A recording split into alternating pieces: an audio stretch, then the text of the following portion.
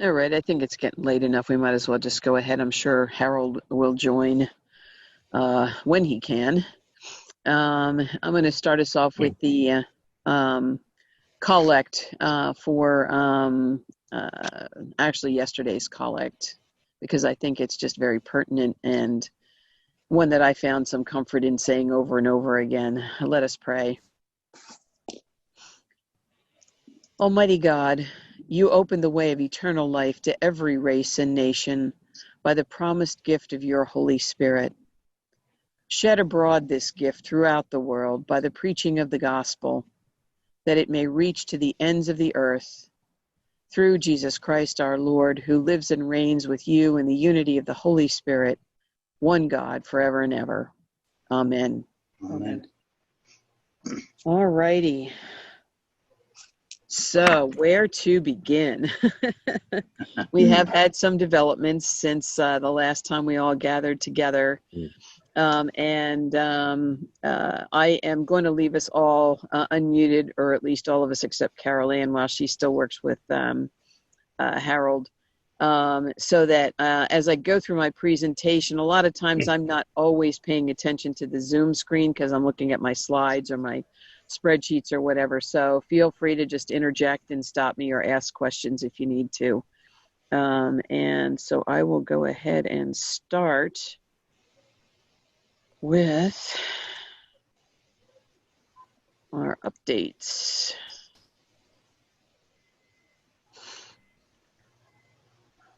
So we are moving on now, for the most part, into our loan forgiveness calculations, as most of us have moved past our loan.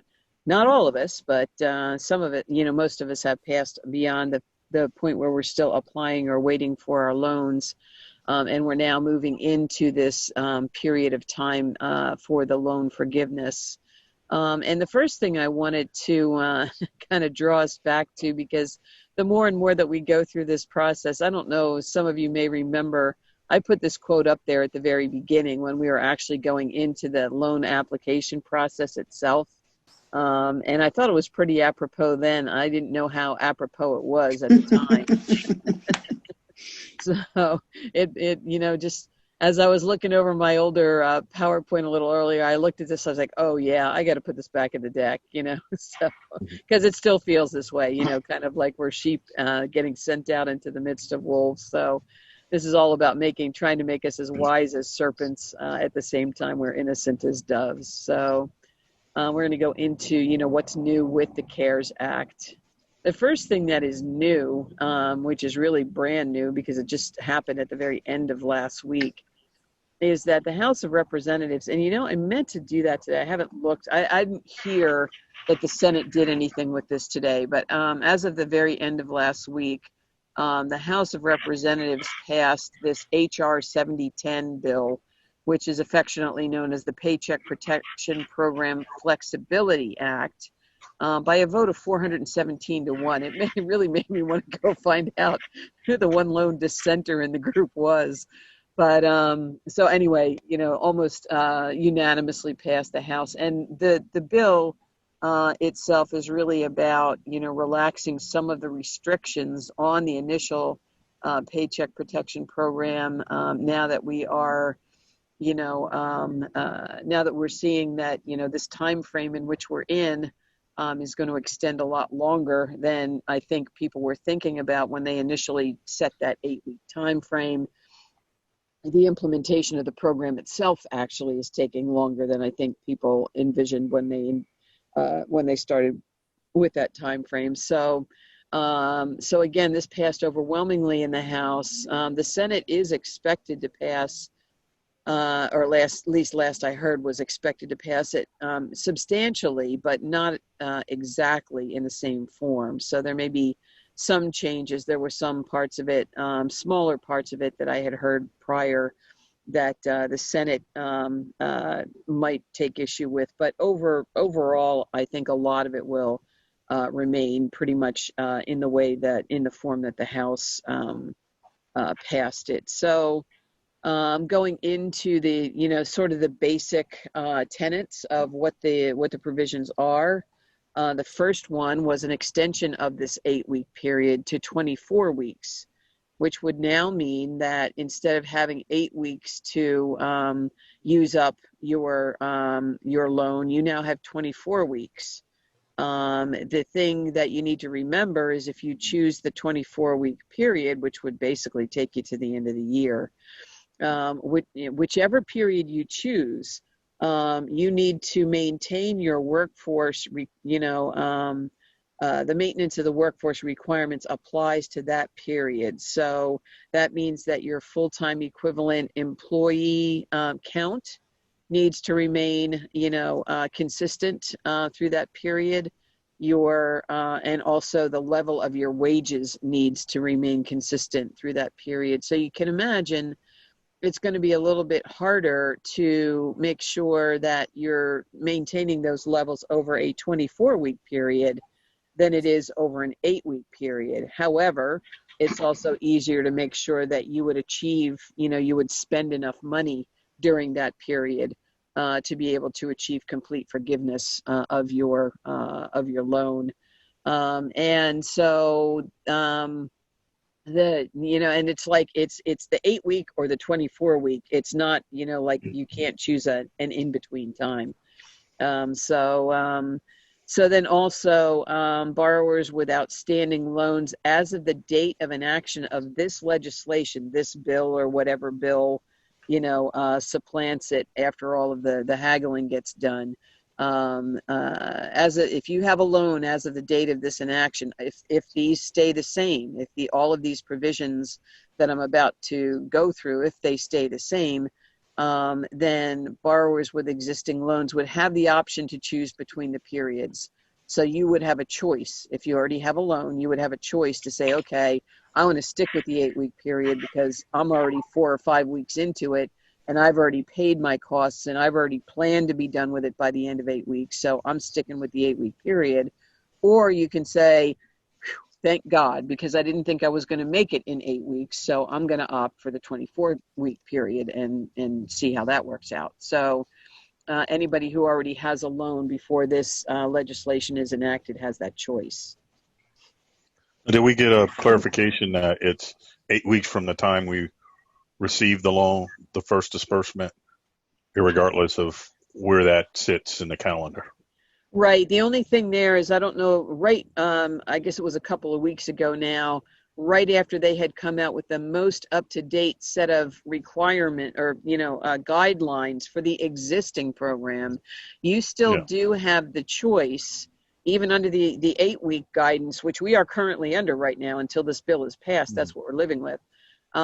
So under that guidance, you have a choice of picking either the date that you actually got the loan, or you can pick an alternative period that starts on the date of your first pay period after you got the loan.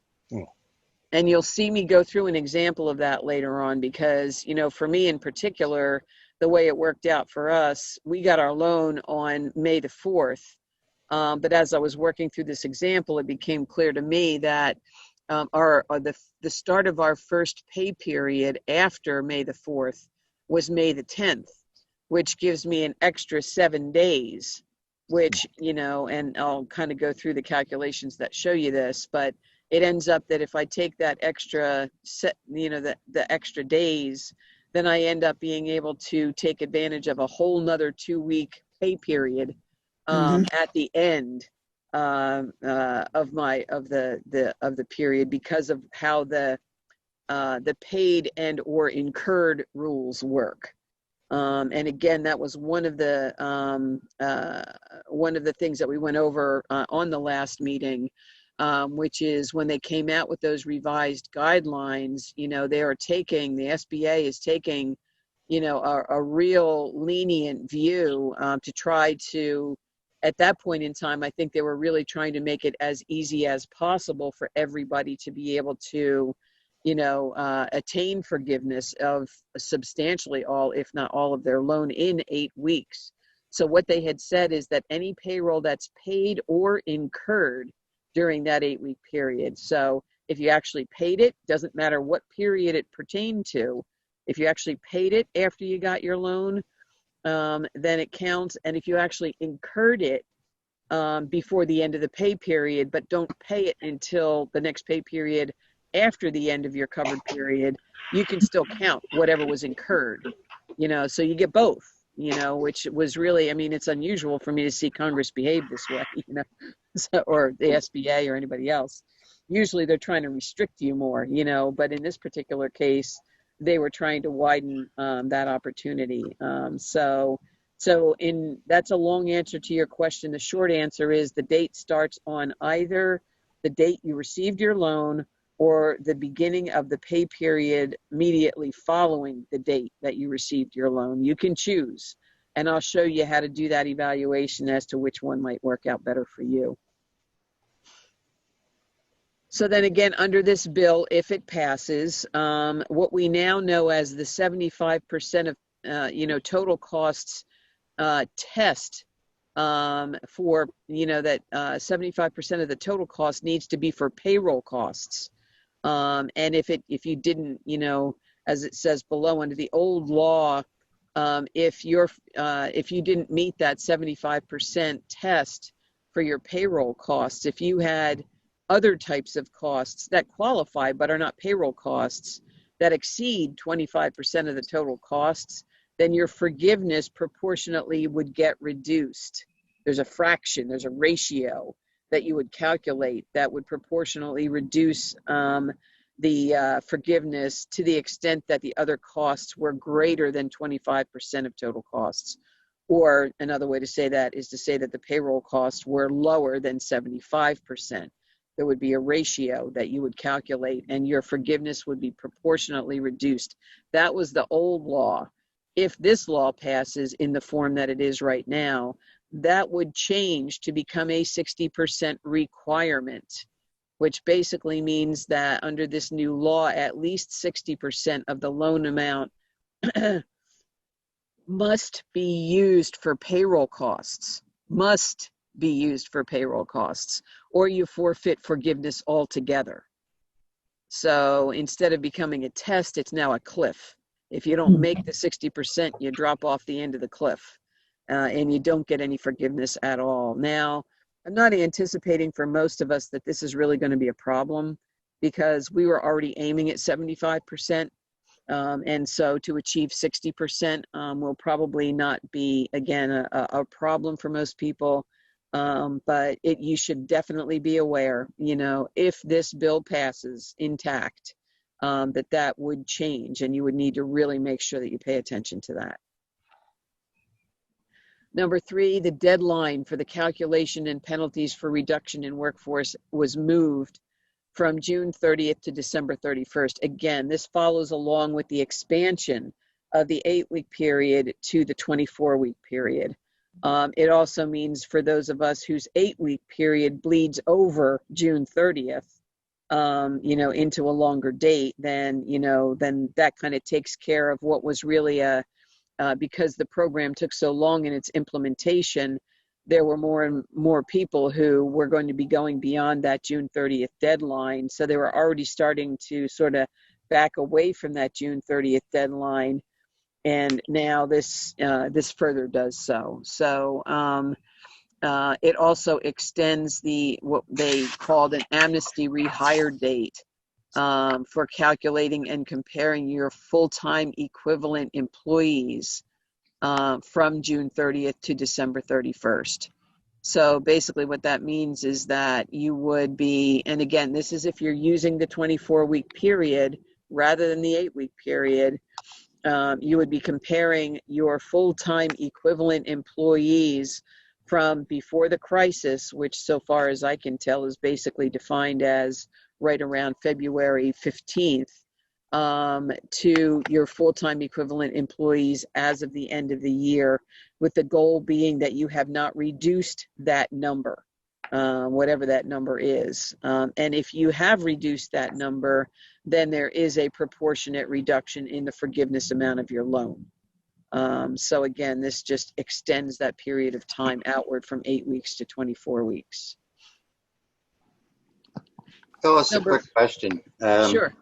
If we were using supply clergy, Uh-huh.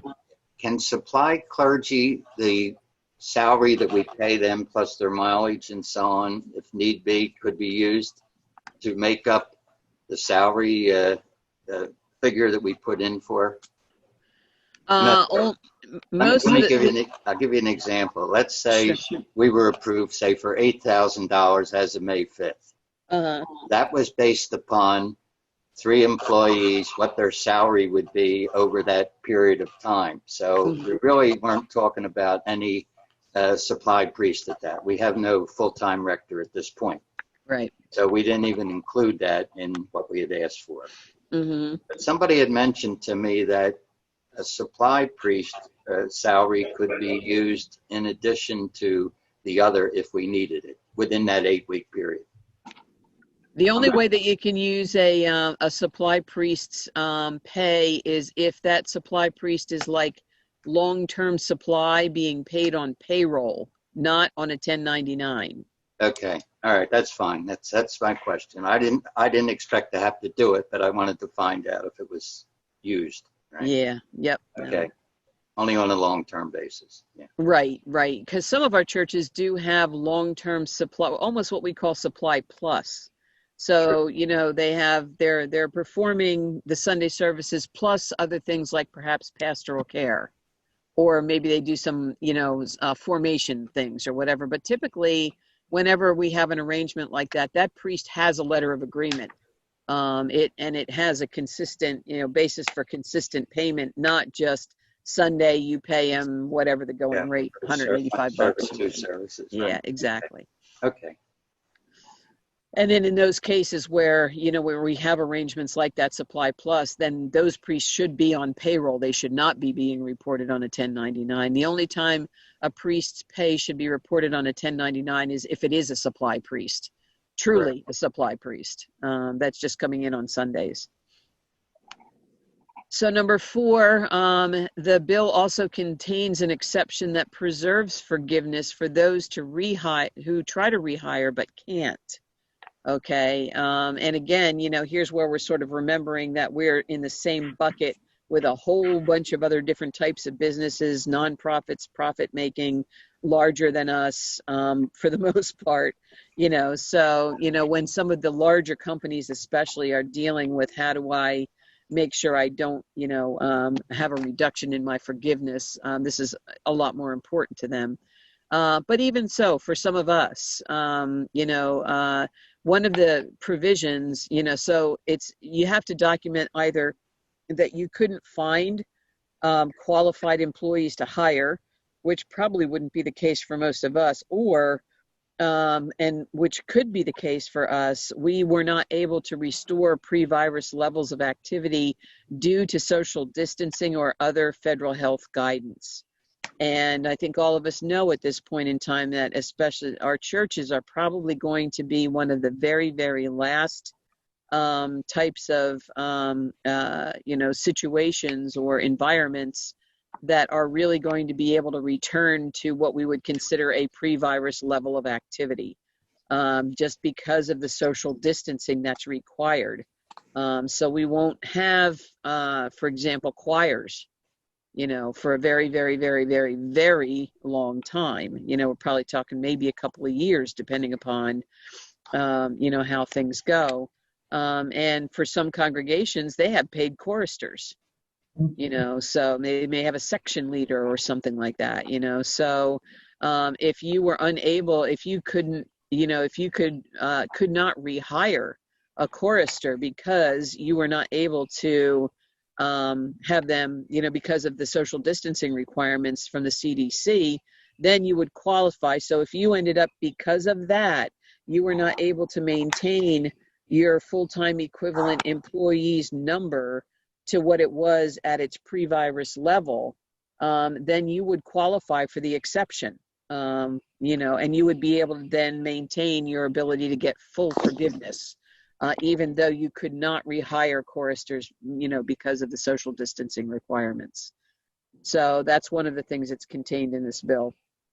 And then we have the repayment period for any non-forgiven balances was extended from 2 years to 5 years. And again, I'm going to always be doing this caveat: if this bill passes the way it's currently written, it's proposed, that the repayment period would, for non-forgiven balances, would be extended from 2 years to 5 years. And then the interest rate remains at 1%. Interest accrues from the date of the loan. So from the date it got put in your bank account, interest started accruing, and is forgiven to the extent and only to the extent that the loan is forgiven. So if you have a reduction in your forgiveness for some reason, you will also have a reduction in the amount of the accrued interest that is forgiven.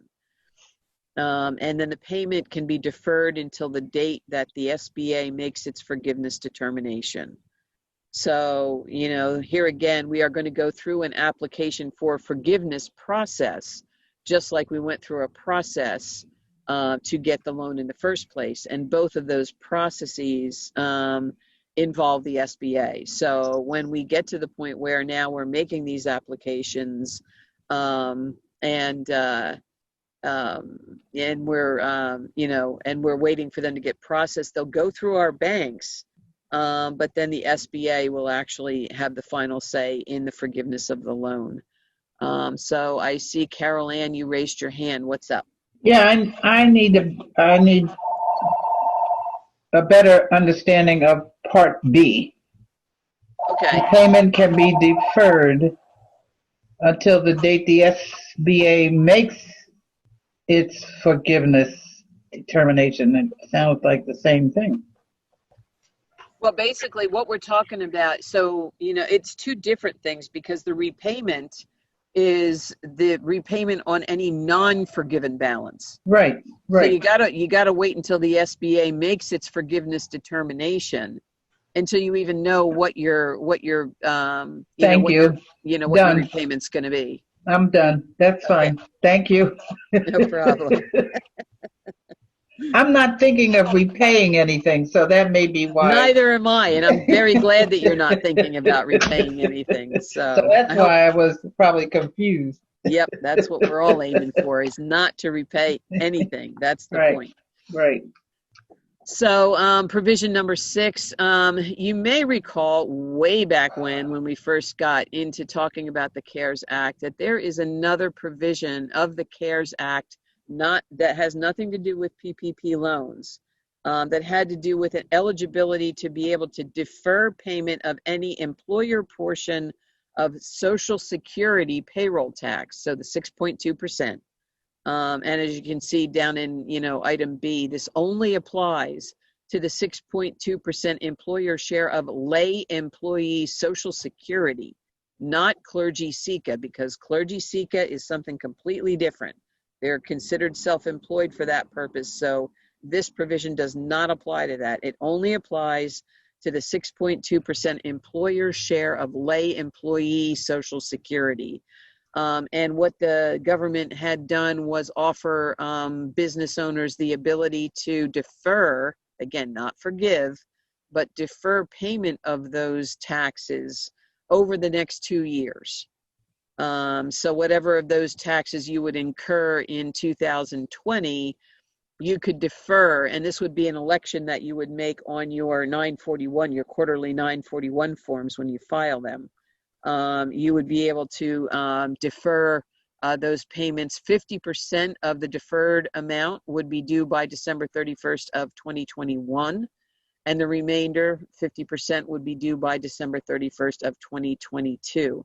It used to be, when the CARES Act first came out, that if you got a PPP loan, you were not eligible for this, and they're now seeking to change that.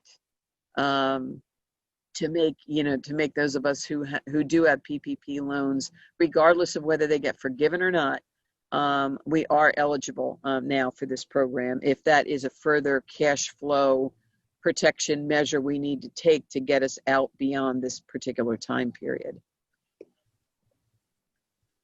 And then this again, for informational purposes, really more than anything else, for tax-paying companies. The IRS had previously mentioned had previously, as far as I know, determined that forgiven PPP loans will not be considered income, taxable income. Okay. So then it sort of begged the question, well, then what happens about the expenses that you pay with those proceeds? So if you're not required to count the loan as revenue, taxable revenue, are you can you deduct the expenses? That was basically, the question, and that is still at issue. That has not been resolved yet. Again, for us, the major impact on that is really going to be more in accounting rules for financial statements. Because that's really where where we would be looking at, what are we treating actually as revenue on our financial statements and as deductible expenses on our financial statements. So this may, however the IRS decides on this issue, may bleed over into some of the accounting rules that we're going to see for financial statements. But other than that, it really has no impact on us because we are not tax-paying entities anyway. Right. So we don't have to worry about it. Good. So the principal takeaways for now, okay, again, understanding that this bill will most likely undergo at least some change by the time it gets, goes through the Senate and finally gets signed into law, if that happens. So as we're monitoring it and keeping our eyes on it to see what finally happens, the principal takeaways for us to be aware of, okay, is to start to think about that, do that analysis that says based on your own expenditures to date and your ability to maintain your workforce, especially over a longer period of time, you need to be thinking about, carefully considering whether the 8 or 24-week forgiveness period makes the most sense for you. And that could widely vary in our congregations because we have congregations who were successful early on in getting their PPP loans. Some of them got them around the end of April. I got ours for the diocese right around the very beginning of May. So, I'm almost halfway through right now, that 8-week period. And I already have been making payments, paying bills with the idea that I had to make sure that I covered what I needed to cover within the 8-week period. So for me to turn around, or especially for people who got their loans even before I did and are doing the same thing, to turn around all of a sudden and say, oh, okay, well, great, then I'm going to just wait till the end of the 24 weeks. That might not make sense. You might be better off just to go ahead, get through the 8-week period, get your forgiveness behind you, know that you've got it under your belt, and then move on.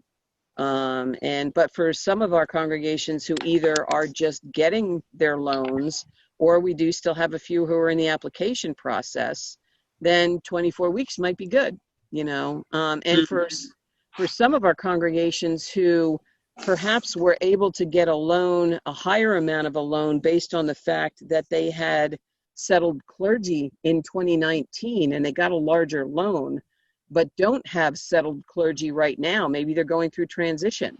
A 24-week period might make a ton of sense for a congregation like that, because now you're especially ones who, are just starting with their new priest after having already gone through the search process. So there are certain circumstances under which the 24-week forgiveness might make more sense. But that's an individual, evaluation that everybody should be doing. And then also to consider what you need to do to ensure that your payroll costs are at least 60% of your total forgiveness costs, or the total amount of the loan, which, I think like Carol Ann does, my forgiveness cost to me in my mind equals my loan, or is greater than my loan. That is true.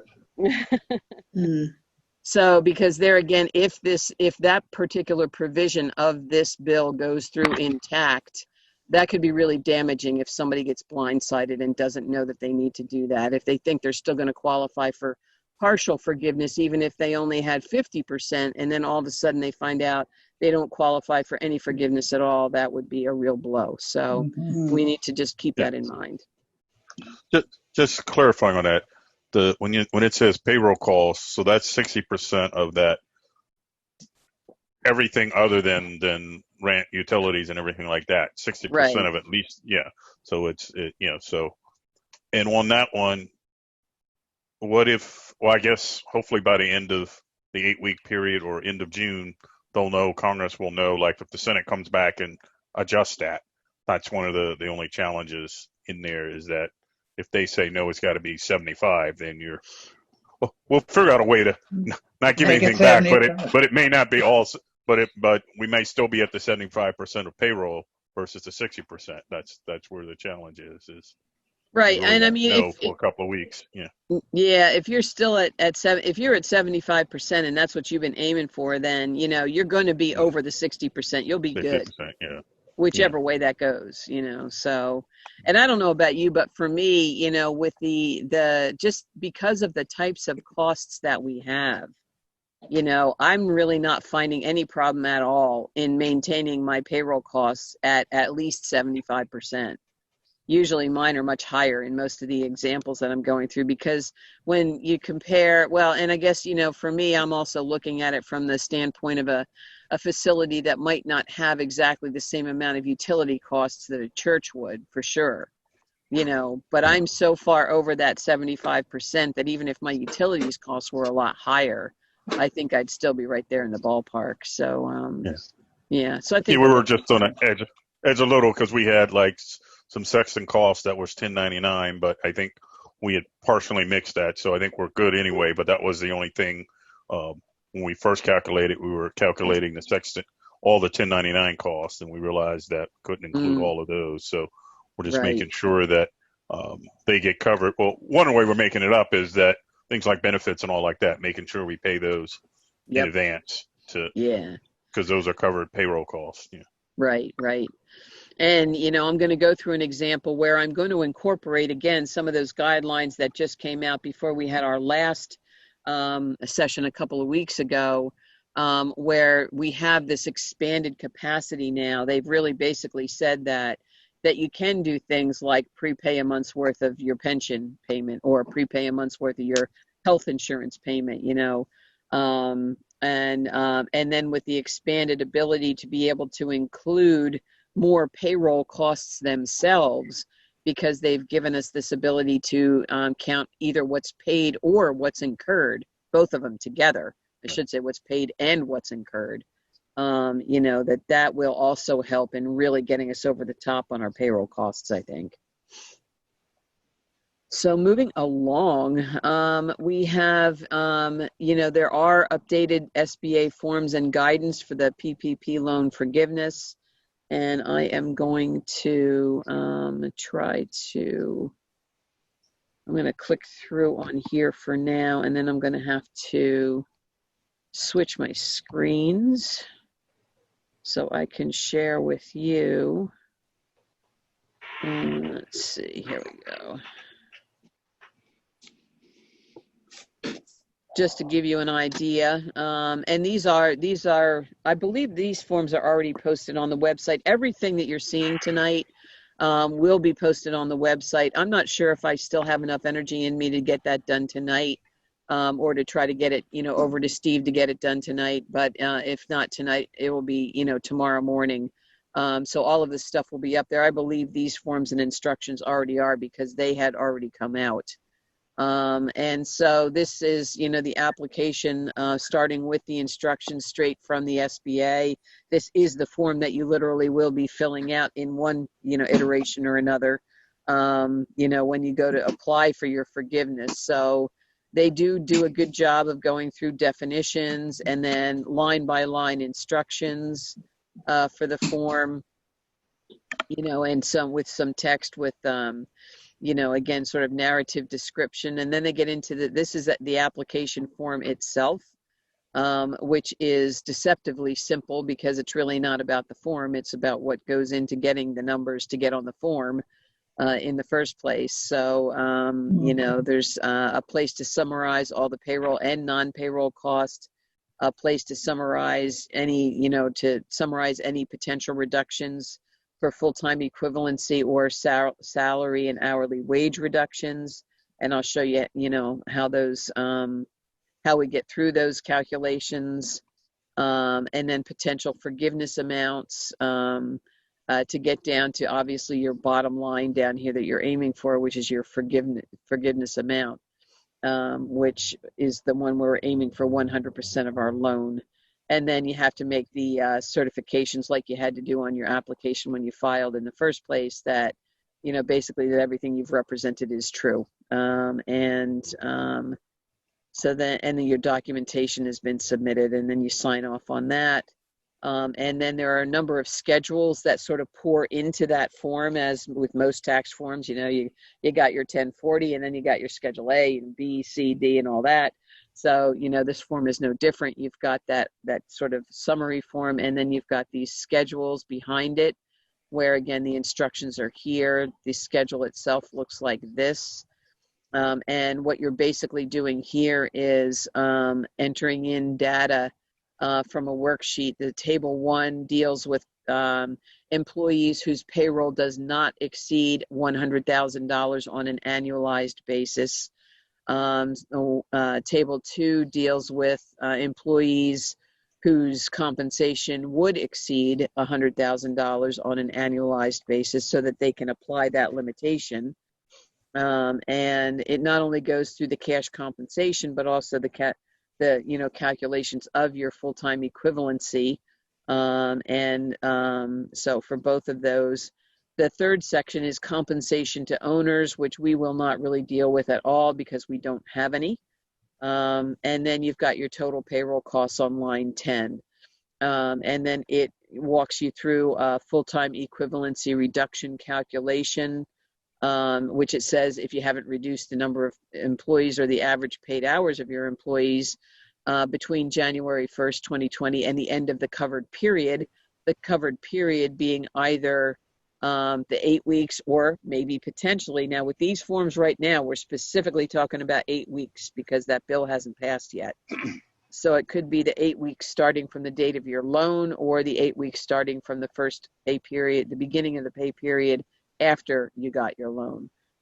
So if you haven't reduced the number of employees or your average paid hours during that time period, then you can skip it and just put 1.0. So that's a ratio, basically meaning 100%. You don't have any reduction for full-time equivalency. So that's that one. And then the worksheet that actually provides you the data to do that Schedule A is the last one that they show here. So, and again, it walks you through. The nice thing about the instructions is that it does walk you through the different types of reduction calculations that you would be making in a narrative kind of a way. And it literally leads you through step by step, through the calculations themselves. And the worksheet that I'm going to show you in a minute also does the same thing, but it's based on this step-by-step method that's detailed here in the instructions. And so then after you go through the initial calculations, if you find that you are facing some kind of a reduction, then it gives you information here about the reduction exceptions.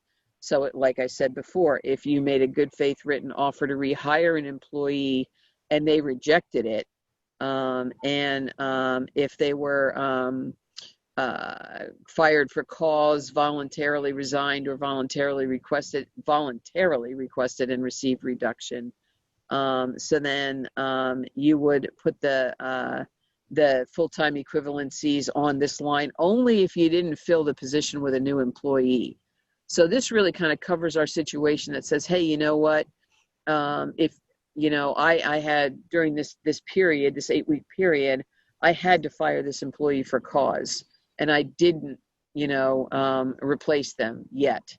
Then you could take an exception on this line for that. Or if the employee voluntarily resigned, somebody said, okay, I need to go find something else to do. And so they voluntarily resign, or if they voluntarily request and receive a reduction of their hours. Any one of those situations, you can get an exception to the amount of reduction that you have calculated for those costs. And again, down then even with below that, you have the reduction safe harbor, which talks about when you reduced your employee levels, and then if you restore your FTE employee levels by not later, again, here on this form, remembering we're under current law right now, you have to restore your full-time equivalency level by not later than June 30th.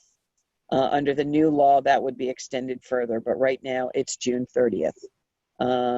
And you can see here where it is referring to the employee levels in your pay period that included February 15th. So they're aiming at that February 15th date as the pre-crisis date that you need to be worried about. So that is what the form itself, along with the instructions, looks like. I'm going to now go ahead and do a little bit of walking through an example. I will warn you ahead of time, this is going to be a little bit of a mind bender. So just, again, remember that these will be posted on the website. And one of the things that will be after, as soon as we walk through all of this stuff, is that you'll have the worksheets available to be able to go out and do your own calculations. And then we can come back again next week, and kind of walk through what we've done, and then sort of start to, answer our own questions here. So, Caroline, did you have a question? No, just a thought in my head. That's all. I'll be busy this week with the task force. I won't be prepared for next week's discussion, so I'll learn from you all.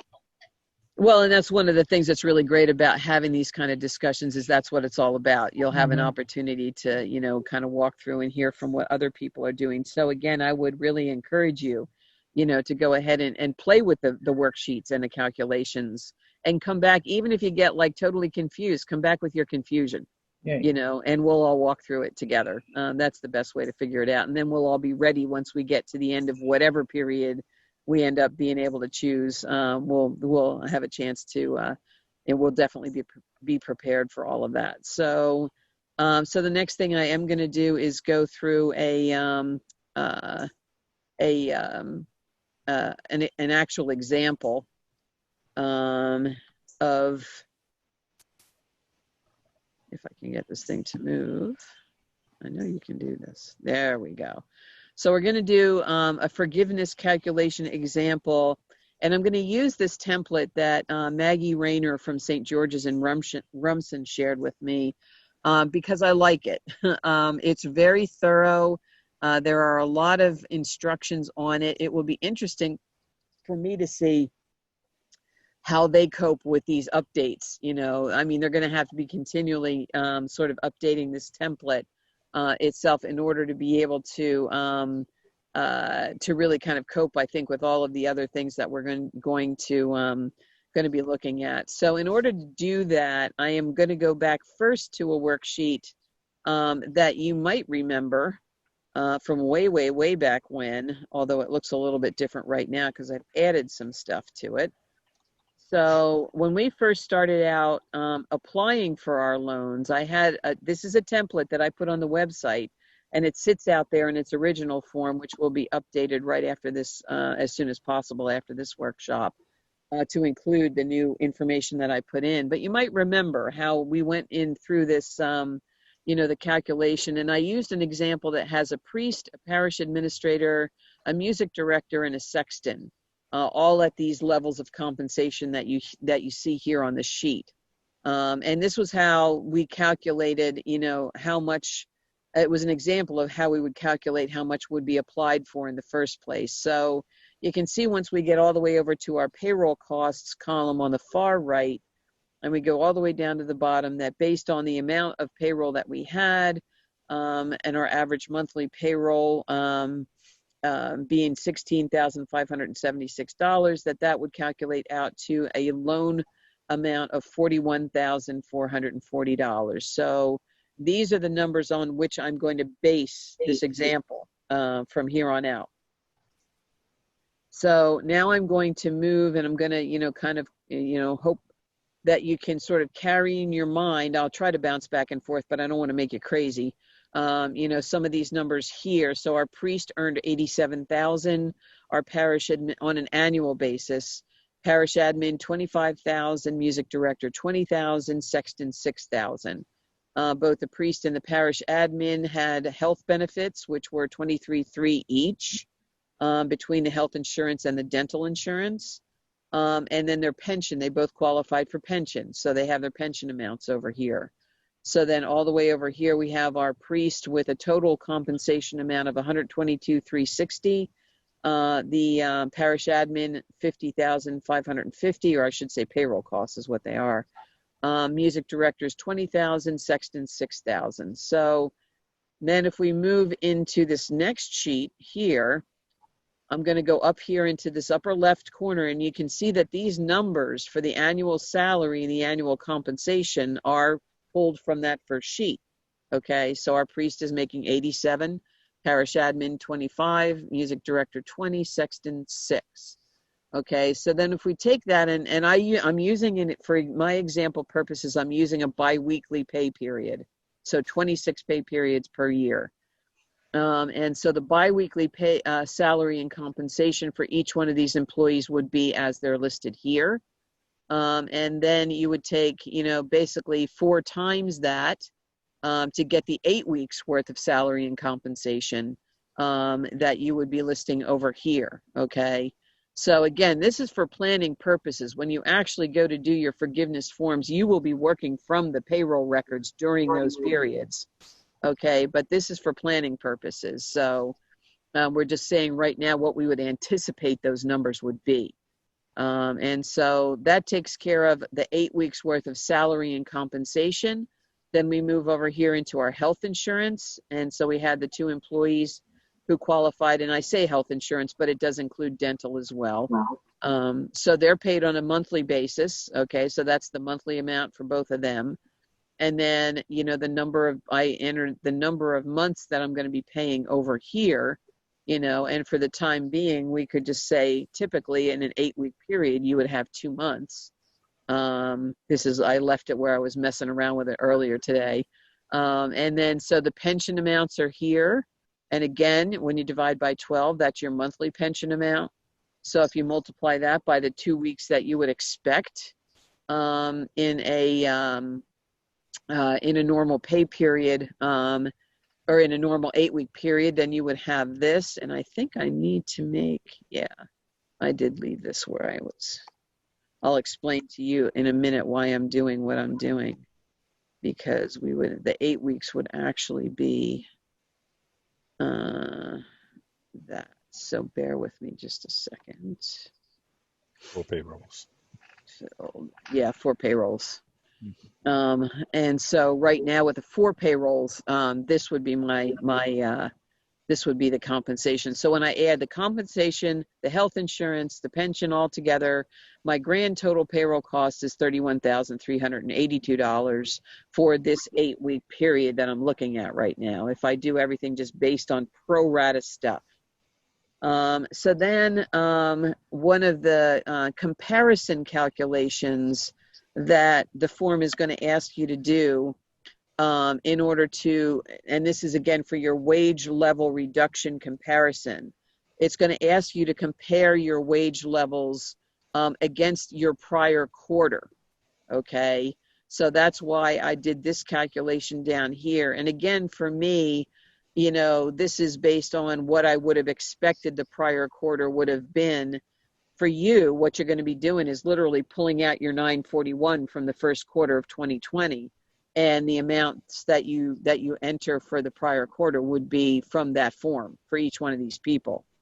But for me, since I'm doing a hypothetical, again, if I have, the annual salary and compensation, same as up here, biweekly, same as up here. And I chose to believe that for my first quarter of 2020, that I only had 6 biweekly pay periods. Now, we all know there's 13 weeks in a quarter. Okay, so, but I might have only had 6 pay periods in that quarter. I might have had 7, But for now, for the purposes of this example, I'm saying that I had 6. So my prior quarter salary and compensation were these amounts here. And I'm going to save that aside because that's going to show up in a form later on for comparison purposes.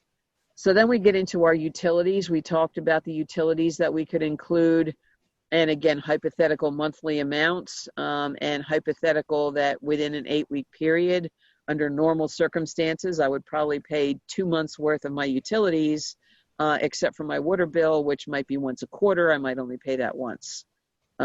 So that's the hypotheticals that are used here. And then for rent or lease, you might remember, and you might not, so this might be new for you tonight, that under those guidelines that came out as of our last meeting, we came to understand that we were allowed to not only include real property, but personal property. It wasn't just rent or lease of real property. We can include rent or lease of personal property. So if you have a lease on your copier, that would qualify. If you have a lease on your phone system for the equipment, that would qualify. If you have a lease on your security system for the equipment, not for the monitoring service, but for the equipment, that would qualify. So I put all of that in here. The other thing that I did not include in any of my analysis here was interest on secured loans. So most of our congregations don't have debt, but for those who do, if the debt is secured by your property, then any interest that you're paying on that debt over or accruing, I should say, incurring over the 8-week period would also be eligible to be included for forgiveness purposes.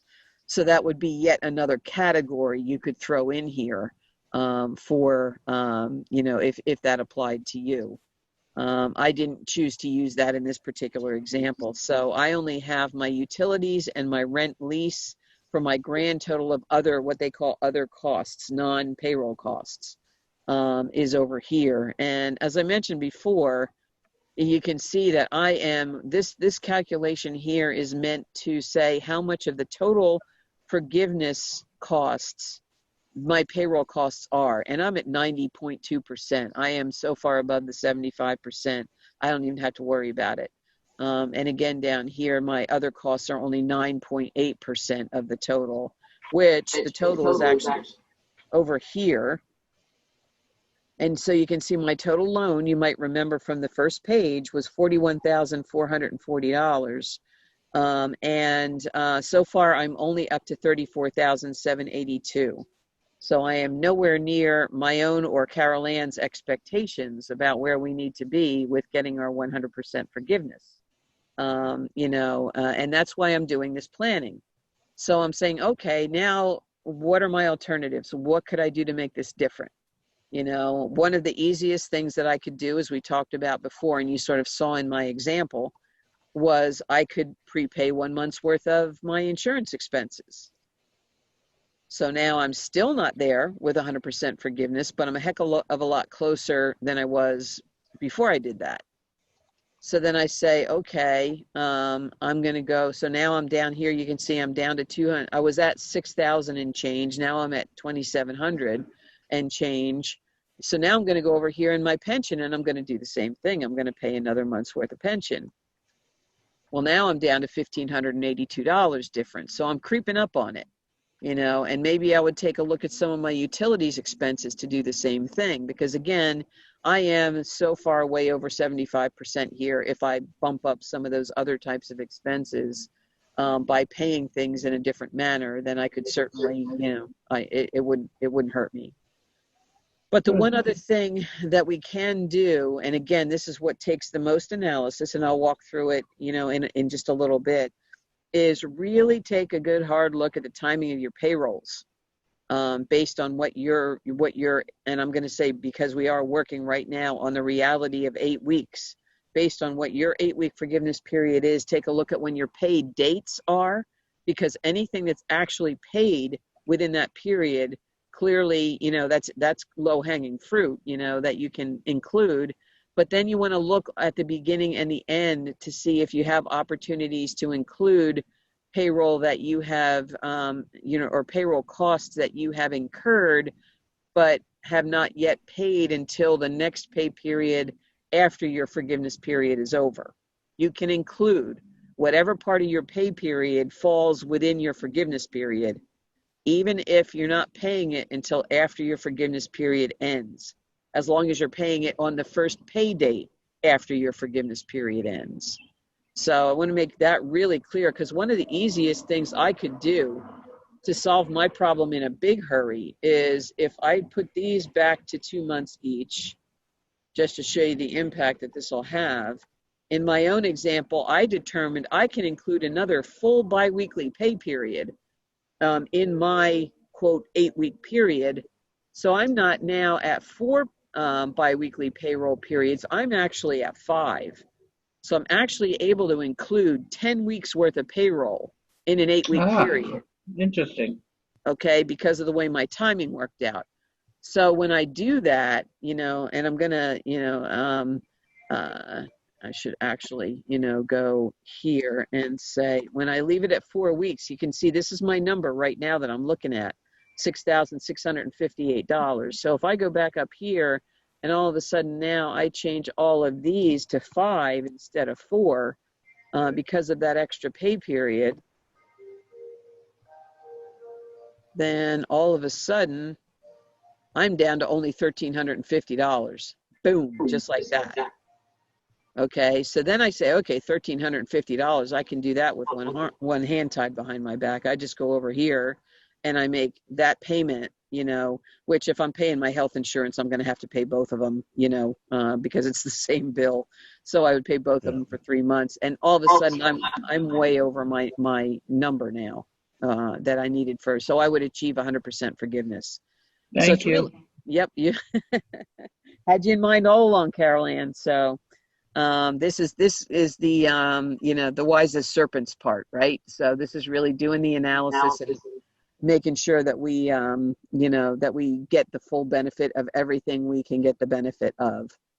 So for the sake of being consistent with the numbers in the form, the AICPA form that I'm about to show you, I'm going to take us back to where we were with my 4 payroll periods here.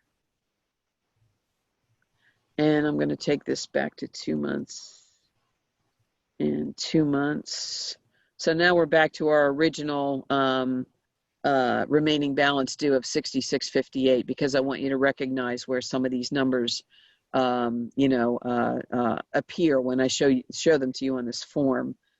So the next one that we're going to take a look at is the AICPA form itself. And unfortunately, I can't keep both of them up on the screen at the same time. So I'm going to be, again, sort of relying on some memory skills here, but not for very long. So you don't have to remember them for very long. And so again, much like the, this is the AICPA form itself. And much like the, it mimics the SBA form, okay, literally in how it's set up, as well as, the line numbers, everything. So once you get done with this particular template, once you get through this, you will have everything that line by line tells you what you need to put on that SBA form. And so the first thing that you need to do is remember or recognize, read the instructions that say that you only need to put things in the cells that are blue. If a cell is green, it means it's carried over from somewhere else, so please don't touch it. Otherwise, you'll screw up the way the whole thing calculates. So only input numbers into cells that are blue. And you don't necessarily have to input numbers into all the blue cells, only if they apply. But if it's not blue, don't mess with it. So the first thing you want to know is your loan disbursement date. So as I mentioned, my loan disbursement date was May the 4th. And then my alternative covered period date for payroll could be May 10th, because that was the first day of the next pay period after my loan was dispersed. And I chose, and I'll show you why after, a little after we get through the form, I'll show you why. I chose the May 10th as the start of my 8-week covered period, because it gives me more time on the end than I would have. It gives me almost another whole week, 6 days, which turns out in my case to be very important. So as with most of these types of forms, you're really kind of going over here to the right down at the bottom. You can see there's a whole bunch of tabs here. The forgiveness calculator is the one that mirrors the application form itself. The Schedule A is, as it says, like the Schedule A that we just looked at, only it's, you know, it's shown in spreadsheet format. The Schedule A worksheet is just like the worksheet from the SBA, only translated into spreadsheet format. So where you really get into the detail is when you have these other 3 tabs down here at the bottom: the non-payroll cost tracker, the payroll accumulator, and the FTE, the full-time equivalency input. So these are the 3 sort of basic ground level worksheets that you're using in order to be able to move forward towards the bigger forms. So, you know, if I start all the way over here at the right at my FTE input, mine is pretty simple because under my example, I had 4 employees on February the 15th. I still had 4 employees at the end of my payroll period. So my, you know, full-time equivalency is 4 employees. So I go in here where it tells me to, you know, and again, this form is great with instructions. I don't have time to go through all of the detail of all of the instructions tonight. That's why you get to play with it after we're done. The average number of FTE employees on my payroll during the covered period, or in my case, the alternative covered period, was 4. And they all earned less than or equal to $100,000 on an annualized basis. I didn't have any employees that earned more than $100,000 for any of the pay period in 2019, which is the comparison period that we were using when we got the loan in the first place. And then for the sake of, you know, the full-time equivalency, I get to compare that against the average number of full-time equivalent employees that I had on payroll between February 15th and June 30th of last year, 2019, which was also 4, because again, I want to start with the basic example, and then we can, you know, kind of play with it and modify it from there as time permits. Not tonight. And then, you know, there's a couple of other alternatives that you have to be able to, you know, to compare that against. There's another, you can also compare it against the average number of full-time equivalent employees that you had in the, well, not even the first quarter, the first 2 months of this year. And you can pick whichever one of those 2 numbers is more favorable to you. So typically the lesser number, you know, is the one that's going to be more favorable to you, because you want to show that you had more payroll. So the number that I put up here in this cell, you want this to be more than, equal to, or more than whichever one of these 2 that you choose. You don't want it to be less than, because then you're looking at a reduction. Okay, you don't want a reduction in FTEs. You want an increase, or at minimum a break even in FTEs, so that you don't then have to deal with the exceptions and the safe harbor and all that kind of stuff. So again, further down in this form, you can see there's a lot of instruction. It takes you through, if you are in the category of having to do a safe harbor, it takes you through the calculation of how you need to do that.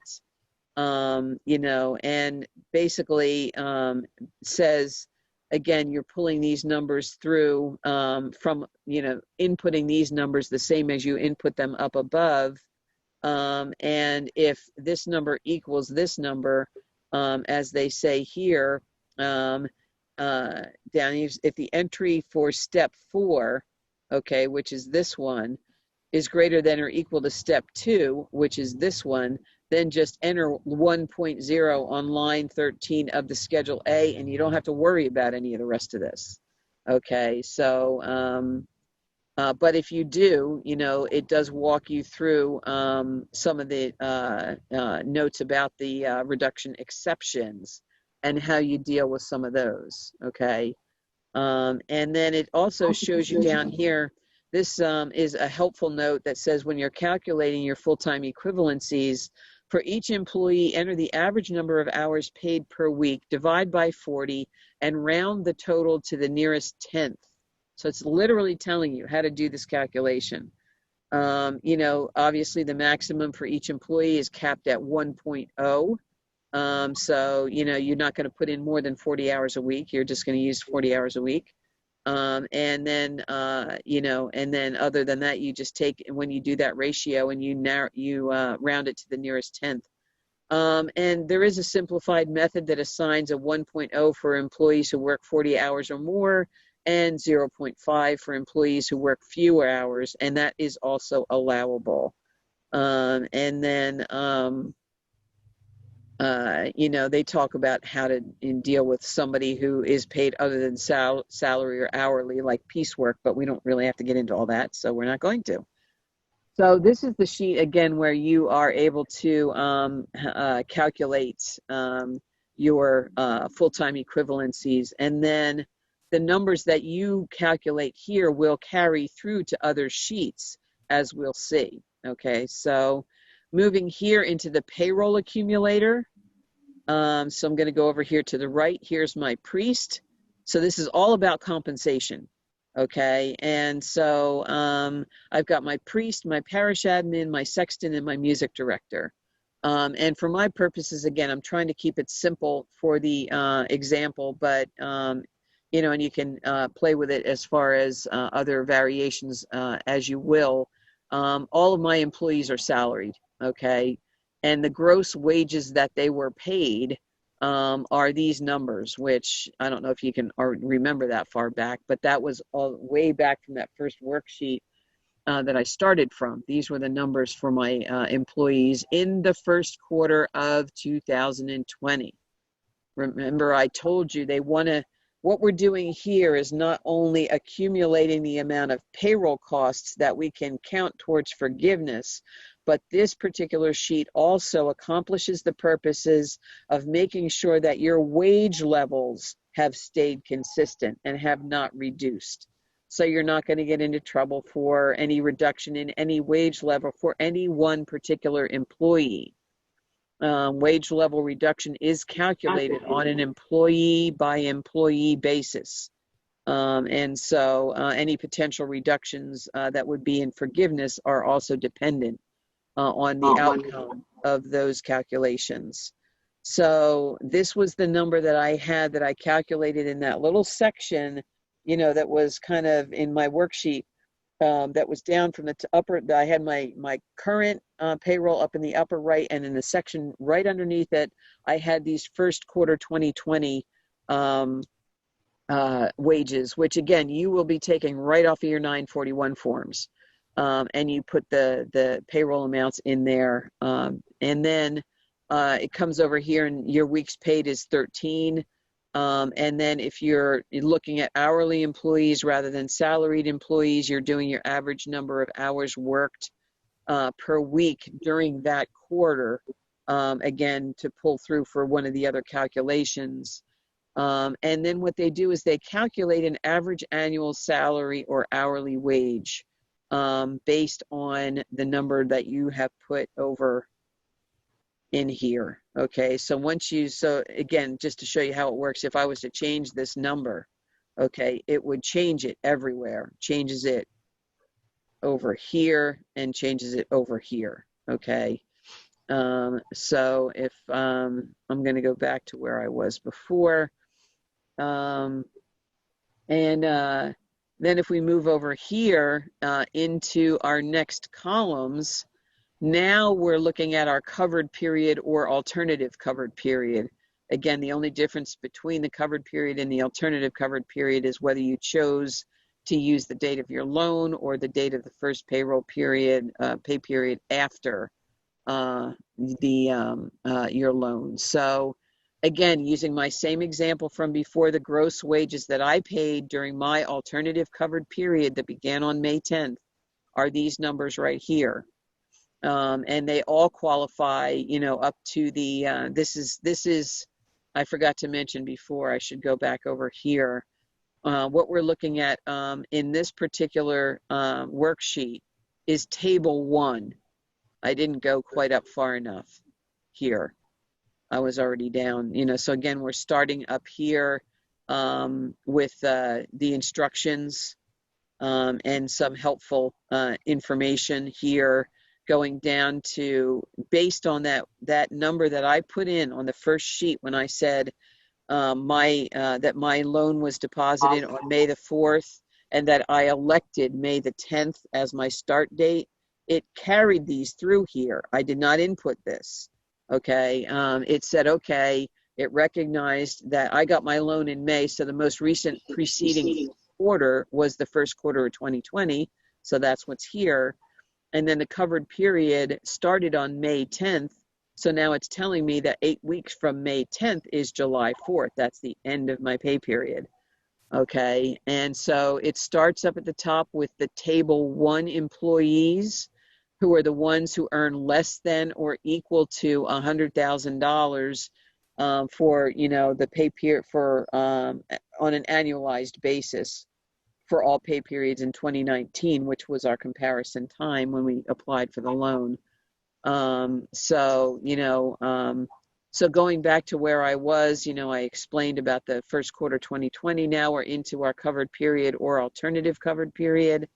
You know, these were my wages that were paid, the number of weeks, they were paid for 8 weeks.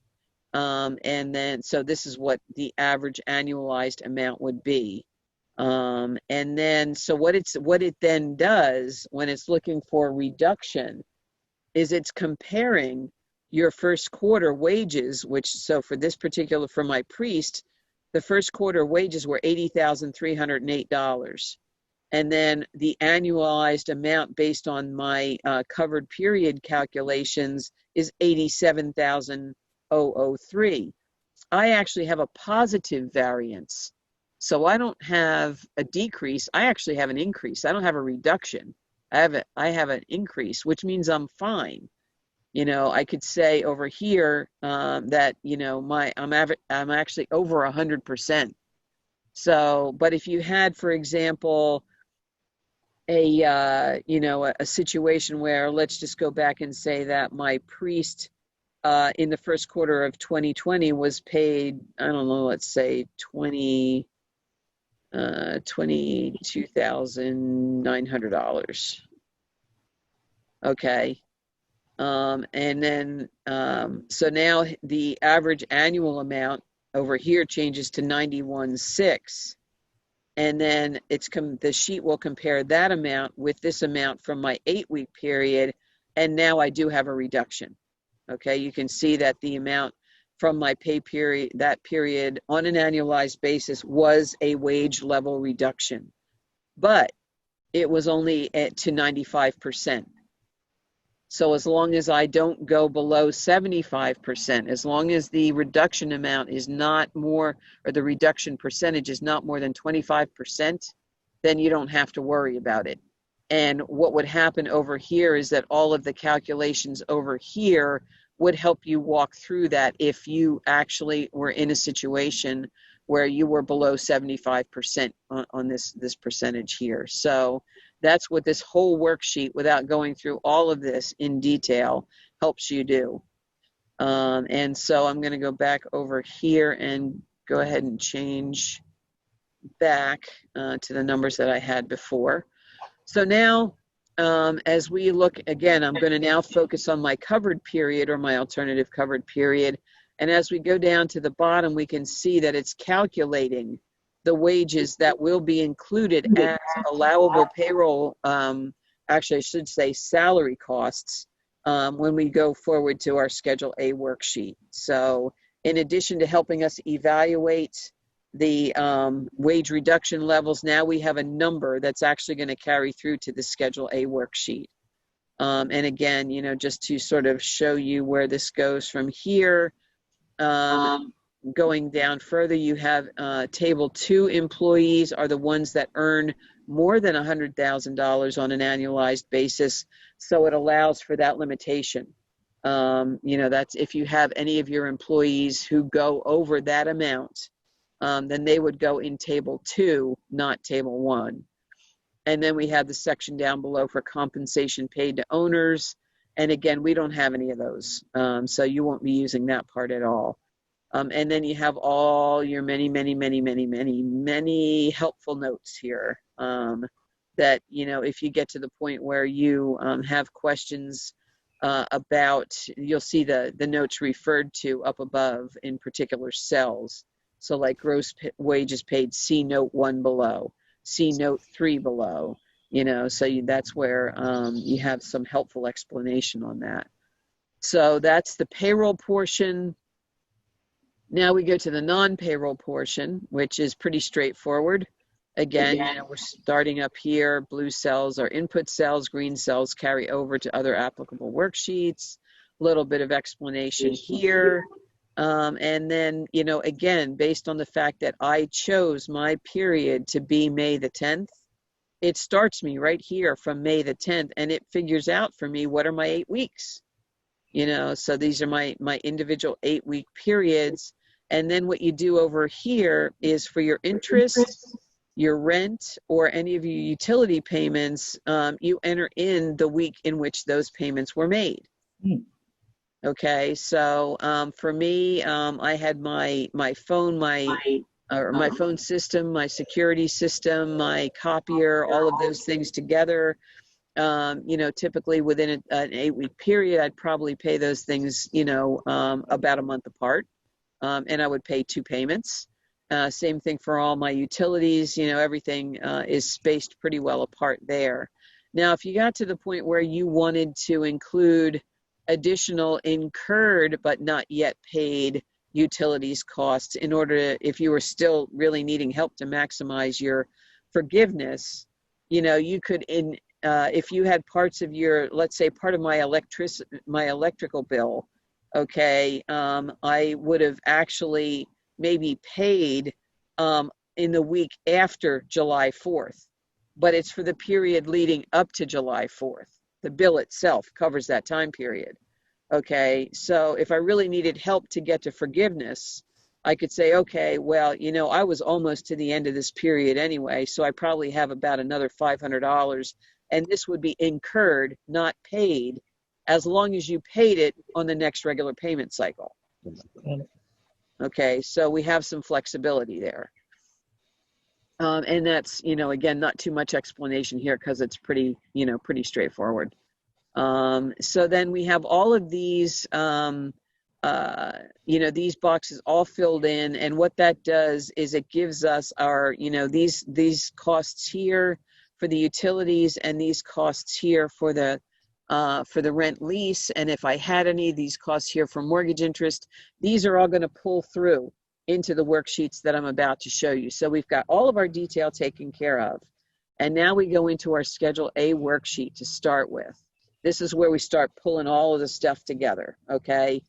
And again, all of our instructions and notes up here.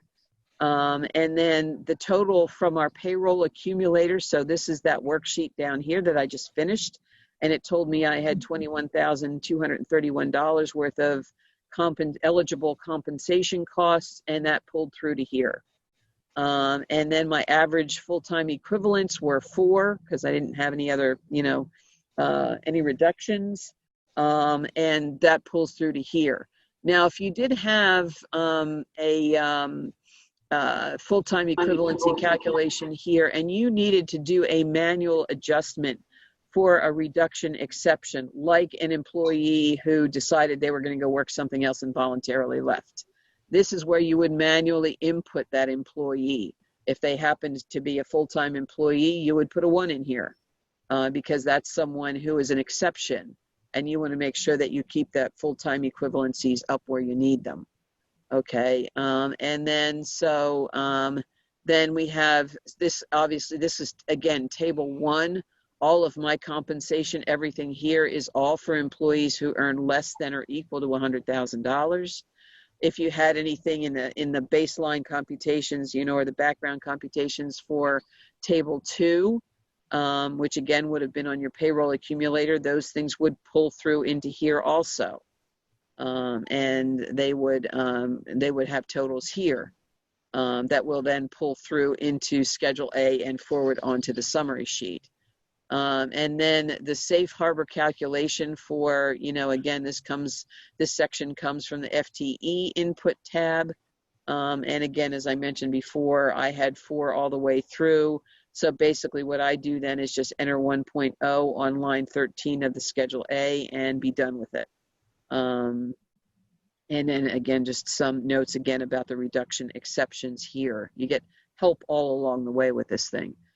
So that takes care of summarizing all of that stuff on Schedule A. Now, what we're in here, when we're talking about the Schedule A worksheet, the Schedule A, and the forgiveness calculator itself, these things, again, now we're into the pages that literally mimic the worksheets and the forms for the SBA. So what this is giving you in a worksheet format or a spreadsheet format is literally the amounts that you will be entering in the same place on the forms themselves.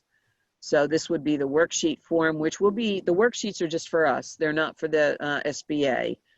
So we just keep them for ourselves, but they do pour into the Schedule A, which is an SBA form that will be filed. And so again, here we have, taking it from the top, Table 1, again, are under $100,000 annualized employees. Here, again, we see our cash compensation number for the allowable cash compensation. And my average FTEs are right here. If I had any reductions that calculated from the Schedule A worksheet, it would have come in here, but I don't. And then Table 2, I have absolutely nothing in here because I don't have any employees who earn over $100,000 on an annualized basis. So now on this particular worksheet, this is where the manual entries come in for the amount of your health and dental insurance contributions, even though it just says health insurance. Remember, you can include dental. So this is a manual entry. You can see from up here, that's something I typed in. And then the retirement plan contributions, again, another manual entry. Not many of us participate in New Jersey unemployment, but if you did have any amount that you paid as an employer for New Jersey unemployment during this time period, you would enter that in here also, and you can count that. Then we get down into the compensation to owners. I hope you're sensing a pattern here. Table 1, Table 2, compensation to owners. We don't have any owners, so nothing pulls through. And so then this Schedule A totals the amount of payroll costs that carry forward onto the very front page. And then we have, again, the real sort of the version of the full-time equivalency reduction calculation that they actually, that actually does go to the SBA. And because, again, I had the same amount of employees all the time, I just have 100%. I don't have any reduction. So I have a 1.0 factor, meaning that there's no reduction. And that takes us to the bottom of this worksheet, which literally replicates the Schedule A for the SBA. And then finally, after we get all through all of that, we've worked forward now to the numbers that show up on our on the form itself, the forgiveness calculation form itself. So way back when we started this form, you might remember me telling you these were the first things I put in, and they should be the first things that you put in. Because it makes a difference for how some of those other background calculations are done. But then moving down further into the form, you can see the vast majority of these things are pulling forward from other sheets. The payroll cost total, this comes from the Schedule A that we just went through, okay? So down at the bottom of the Schedule A, you see this 31,383 will carry to PPP forgiveness calculator. So we come here and sure enough, there it is. Business mortgage interest payments, again, pulls from the non-payroll cost tracker. business rent and lease, and utility payments also from the non-payroll cost tracker, for a total eligible cost of $34,783. If I had any accrued interest here, I could add it. I don't. This would be a manual entry as indicated by the fact that it's a blue box. These numbers here all pull forward from other, if there were any reductions for salary or hourly wage, they would pull through from the Schedule A tab. So you come to this subtotal, which is still the same number as up here.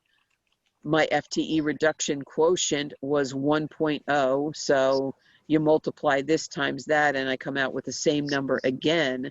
So you can see where if you had a full-time equivalency reduction quotient that was less than 1, that's how your forgiveness amount is going to be proportionately reduced. So then I manually input, again, blue field, I manually input my PPP loan amount, which was $41,440. This is another test it's doing against the payroll cost 75% requirement so far. Anyway, that one may change. And then, you know, I, excuse me, come down here to my forgiveness amount, which again is pulling from up top.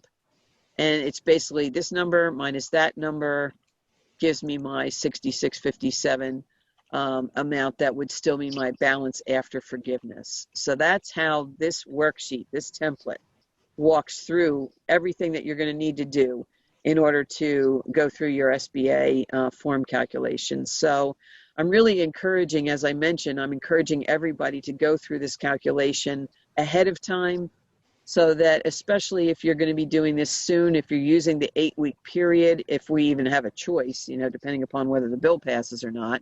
I'm planning right now for an 8-week period, and I don't want to get to, you know, the end of that 8-week period and all of a sudden be scrambling around trying to, and seeing that I should have done something differently in order to make my maximum forgiveness. I want to know about what I should be doing now to make sure I don't get blindsided by something at the end. So this will be posted on the website. You can download it, play with it to your heart's content, and do the planning that you need to do in order to be able to have that not happen to you. And then last but not least, I know this has been a ton of information, and you guys have been absolutely amazing about hanging in there. You can see how much darker it is behind me now, right? So the last thing I want to show you, which I promised I would, is the payroll period, how we play with those things in order to make sure that, again, we're getting the maximum benefit out of what we want to do. So, and I'm going to use myself as an example. As I mentioned, we are on a biweekly payroll period, and so if I had this pay period number 1 that I've designated here begins on this Sunday, which was actually back in April, okay, and ends on Saturday, May the 9th. That's the 2-week period covered by pay period number 1. And then payroll number 1, which corresponds with pay period number 1, gets paid out the following Friday. So we've got 2 weeks here, these 2 weeks, that get paid on this Friday. So in the middle of all that, I had my PPP loan actually disbursed to me on May the 4th, as I mentioned. So the first payroll actually that's eligible to be included in my calculations is payroll number 1, even though there was only a portion of payroll number 1 that was in my, that would have been in my covered period. Okay, even though this week up here at the very top was before my covered period even began, because payroll number 1 was actually physically paid on the 15th, which was after the 4th, I can count all of payroll number 1. I don't have to prorate it. I can count all of it because, again, it's paid and incurred. Okay, so this wasn't incurred, but it was paid. So it falls under that qualification. Now, the other thing that happened at the very beginning here is that here's where pay period number 2 begins. And you might remember that I said you can elect an alternative covered period. It's still an 8-week period, but it's an alternative 8-week period that begins and on the beginning date of the pay period immediately following the disbursement of your PPP loan. So for me, you know, that basically pushes my my 8-week period out almost another full week. You know, it might not be the same way for you. You have to kind of do this, you know, for yourself, for your own self, and figure out how that works. But for me, it pushed that my 8-week period out almost another week. And that had a nice impact for me. As you can see here, as we continue through the month of May, so we had our payroll number 1, which was the first one I could count. Payroll number 2 I get to count, which is on the 29th. And then my, you know, pay period number 3 begins and bleeds over into May and June. So now when I go into this June-July time period, again, I've got my payroll number 3. I begin my pay period number 4. Here's payroll number 4, which is still clearly within my 8-week covered period.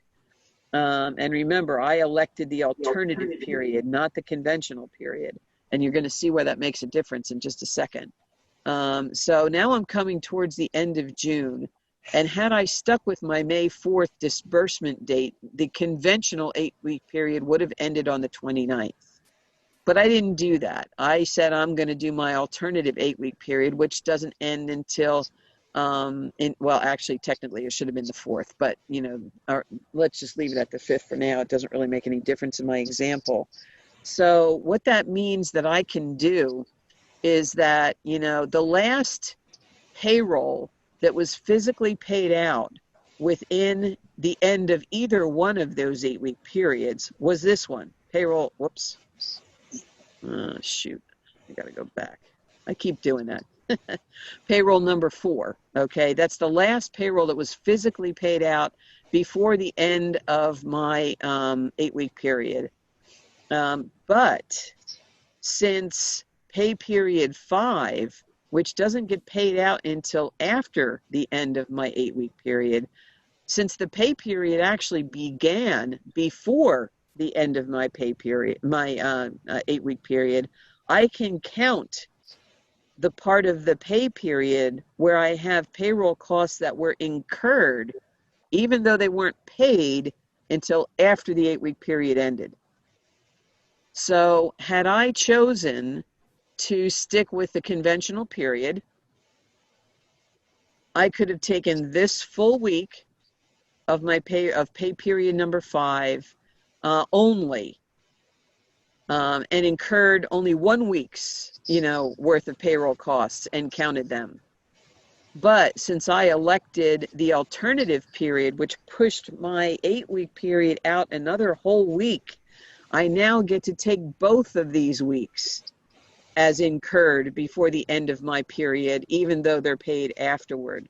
So by doing that one little move, I gained an entire week's worth of payroll costs in my eligible payroll costs.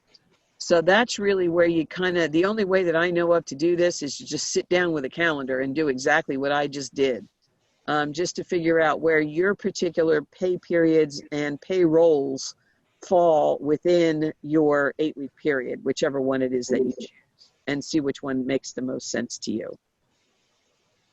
So I think that will do it for me for tonight. I think that's probably done it for you, maybe even or more than done it for you for tonight. Just to give you that run through, okay? And I'm hoping really that the run through is enough that you'll be able to then just, you know, tomorrow, not tonight, you know, after I get these things posted up on the website or whenever you can, go ahead, pull them down and start playing with them. And then, you know, hopefully if you get to the point where, you know that you've got an example that you could run through with us for next week, you know, I would really be happy to have you guys sharing, you know, your own examples of what's going on. Or like I said, if you try it and you just get totally confused, then we'll be back here next week figuring out how to unconfuse you. But it'll be much more meaningful if you've actually kind of tried to work through it, at least to some degree. Or we can all sit here and teach Carol Ann, because I know she's going to have a really busy week with the with her task force this week. Thank you. You're welcome. So before we head off, does anybody have any questions? No, I think I'm good. And based on your example, I think my pay period start the 15th. If I put my time to 15th of May, because we got our loan like the 13th, then it looks like I get to count. I just counted the weeks. Looks like I get to include that extra pay period Yeah. also. Yep. And what you'll find is that, you know, what you gain on one end, you'll probably, or what you lose on one end, you'll gain on the other, or what you gain. Yeah. So it sounds like you're going to have, you know, with that first pay period being on the 15th, immediately almost after you got your loan, Yeah. you already got the benefit of that 2 weeks that was before you got your loan. Yeah. Yeah. You That's know, what so I you might figured not out. get much on the back end. I got mine more on the back end, you know, so, but yeah, that's what you'll find as you go through. And it just to make sure that we understand that we do have that capacity to count both what has been paid in the 8-week period and what's been incurred but not yet paid in the 8-week period. So, so there we are. And I will look forward to seeing you guys back again next week. And we will see where we are and take it one step at a time. Thank you so much. Okay. You're very welcome. Phyllis, where do we get these on the website? You were talking about the samples, yeah. Yeah, so let me go ahead and I will, let me see, let me go here, and I will pull this up on my computer and share my screen with you so you can see exactly how we get there. Mm-hmm. Let's see, we will go, where the heck am I? There we go. Okay.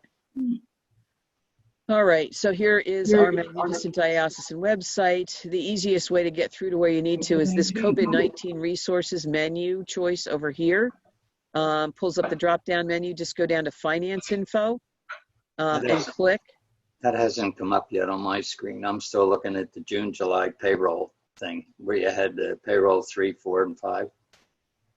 Really? Yes. Is that what everybody sees? No, I see. No, I'm on the website. I'm not on the website. That's weird. Interesting. It's probably wonder if hasn't that's- refreshed yet. Yeah, that could be. Maybe we'll just wait a little. Is there any way you have to really just kind of refresh your page where you are? I don't think so.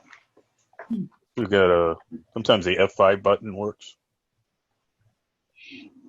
Let's see.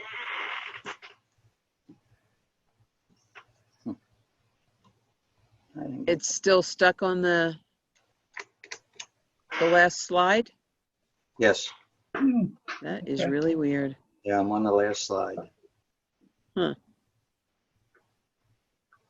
Well, if I go in under the diocese website, I should be able to get it then. Yeah, that might be the best thing to do. Yeah, I can do that tomorrow. I'll look at it. Yeah. Well, yeah. So for the benefit of everybody else who's here, I'm just trying to, I don't know if there's anything I can do in Zoom if I stop sharing again. So Ron, do you see all of us now? I see all of you. Yes. I don't see him. Yeah, I don't either, but he might have his video turned off. I don't know. No. Actually, I see them. Oh, you do? Do you? Yeah, I'm at the very top, and Jonathan's right below me. Yeah. Well, I just don't, everybody sees people in different order, but you're square. Right. I don't see him at all. Yeah, I don't see you at all. What's strange is because his audio and video are in sync, but I'm wondering why the pages are. I see Nikki. I see Debbie. But right now, Ron, you see all of our faces and you don't see the slide anymore, right? Right. I still have the slide. I don't see all the faces. I have four faces up on my screen. Wow, that's weird. Yeah, I only have 4. Yeah, because there's 6 of us. Yeah. All right. So yeah, I'm I'll not figure it out. sure where that.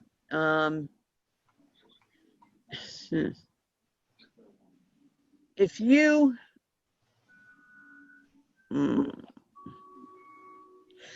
Yeah. I don't know. Is there any way if you, with the square that you see where you see four of us, Okay.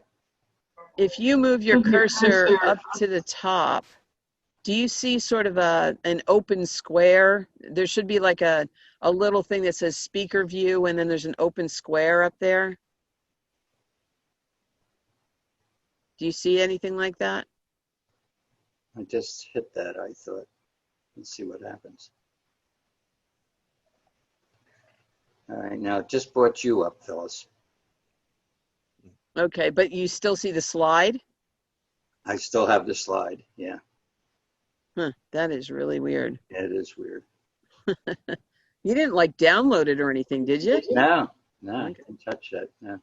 I don't even know how you would, but all right. So Now it says I'm talking with Phyllis. That was the first little white line that I had, the box, and then there's like two square boxes, and then a bunch of dots together look like a.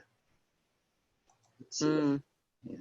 all right, All right. yeah, I'm not quite sure how to, without having you actually get out and get back in again, which we All don't. right, now I got everybody up. Oh, you do? Yeah. Yeah, I have Okay. everybody up. Let's say recent. Yeah. Yeah, Jonathan, myself, Phyllis, and Carolyn, and Nikki, and Debbie. Yeah. Okay. I Well, I don't know if this is going to work or not. I'll give it a shot. Do you see the website now at all? No, I'm still getting that payroll screen that we were talking about, where it shows from pay period 4 and then so on down the line. So you really didn't even see any of the calendar slides when I was doing that, did you? Well, I did see the slides when you were going through like the salaries and so on. Yes, I had all that. And But did you see the calendar when I went through the pay period example? Yes. Yeah. So you got all the way up to that point. Up to that point, till when you put the calendar up, like for the pay June and July up at the top. Mm-hmm. Then it didn't change when you said I'm going to switch over now. And I didn't get that. That's all right. I'll work. Okay. Don't So worry. yeah, Whatever. when you get onto the website, there's that blue bar menu that goes across the top, and one of the options that you have there is COVID-19 resources. I saw that. Yeah. Okay, and then you go down. It pulls up a drop-down menu, and you click on Finance Info. Right. And then you just kind of scroll down, and you'll see the first thing that shows up is the section on our Pledge and Plate Recovery and Growth Plan. Yep, I saw that. And then you go down below that, and then there's another section that says what government assistance is available to churches. And it'll be in that section there. I'm going to update the presentation, the slides to the slides that I was just showing. Excuse me. And I may try to also get the video from this morning's presentation, probably to pull up there also. But then there's a whole section underneath that's called PPP loan forgiveness. Okay. And that's where all of these templates are going to be. Okay. Fine. Okie doke. Very good. Now I see you again. Yeah, I see you. Huh. You're on. I see you perfectly, and up at the top is my name and Jonathan and Phyllis. That's it. Oh, okay. Nobody else. He's back. All righty. Very good. Well, All right. thank you again. Yeah, all right, thanks. Thank you. And you guys have a great evening, and I will see you next week. Very Thank good. you, Phyllis. Okay. Okay. Thank you, Phyllis. Thank you. Take care. Bye. Bye-bye.